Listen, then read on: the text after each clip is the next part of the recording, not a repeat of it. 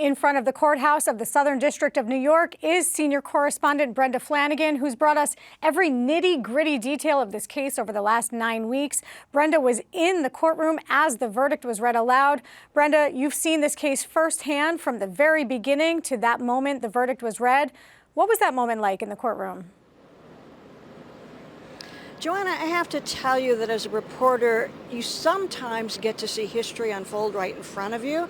And I can tell you that all through these 2 months, really, of testimony, that Bob Menendez never really wavered. He remained very intense, even though he wandered the hallways singing. He was always very cordial with us. He was fiercely insistent that he was innocent.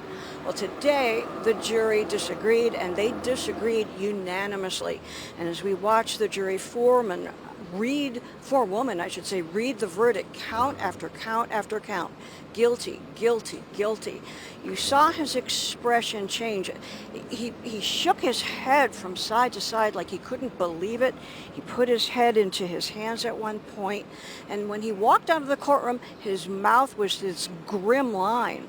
And then later, when he came downstairs, he stood in front of the microphones and he said, "I am a patriot. I am not a foreign agent." Bob Menendez sounded angry, Joanna.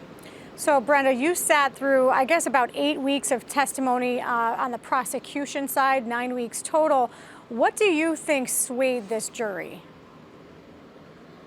Well, the prosecution's case was largely circumstantial, but they took a lot of care. I would say that their arguments were intense, they were very thorough, they backed things up with emails and photographs and text messages. And lawyers like to talk about making a good first impression, a big first impression with the jurors. And that's what they did with those gold bars and that cash. They let the jurors pass it around. Like I said, I saw one juror hold up a gold bar and go, wow, because it was so heavy.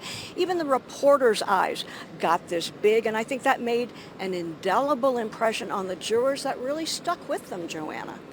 We know, and we followed along thinking that at some points it was just never going to end because it extended far longer than originally planned. I think originally only 6 weeks of testimony was planned. We got to 9. Right. Why did this take so long? Well, it's just sort of as a sidebar, we did have a COVID delay. Mr. Davies got COVID, and we missed 3 days of testimony for that. But on top of that, it was a high-stakes case. Both sides objected often, strenuously, to the point where you could see the judge getting exasperated. There were flurries of motions that were filed, sometimes late at night. At one point, the judge came in, he sat down, he was sort of grumpy, and he said, "So somebody filed a motion at 8 o'clock this morning as I was on my way into work, and I haven't had a chance to read it yet." So he told both sides, boy, you better stop the gamesmanship. But when you add it all up, we got 9 weeks of testimony, Joanna. Throughout the trial, we've talked about it ad nauseum. They have blamed Nadine Menendez. What is happening now with Nadine? And clearly clearly the jury never really bought that argument. What's happening there now?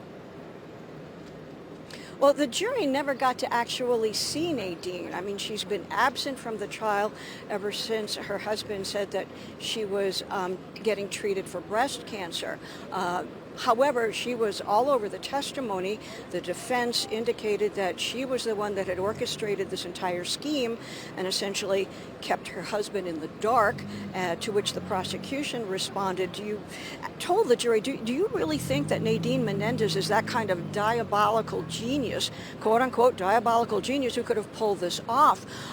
Do you think that Senator Menendez, as the head of the Senate Foreign Relations Committee, was really that clueless? Which is, quite a question for them to ponder. But in the meantime, the judge has issued an order postponing Nadine's trial indefinitely while she undergoes, as we understand it, chemotherapy for this cancer, Joanna. So what happens next for the senator now that this guilty verdict has come down? The judge did set a sentencing date of October 29th. That afternoon, all three of the defendants are going to be sentenced. Joanna, it will be, I think, Hannah first, then Davies, and then Senator Menendez at 3:30. He is not able to file the appeal that he has promised until after that sentencing date. Wow, such a momentous day in court. I'm sure it's one you're going to remember for a long time. Absolutely. Senior correspondent Brenda Yes, Flanagan, ma'am. you have brought us the updates day in and day out. Forever grateful for all of this coverage in this heat. Have to add that. Thank you so much. Thank you.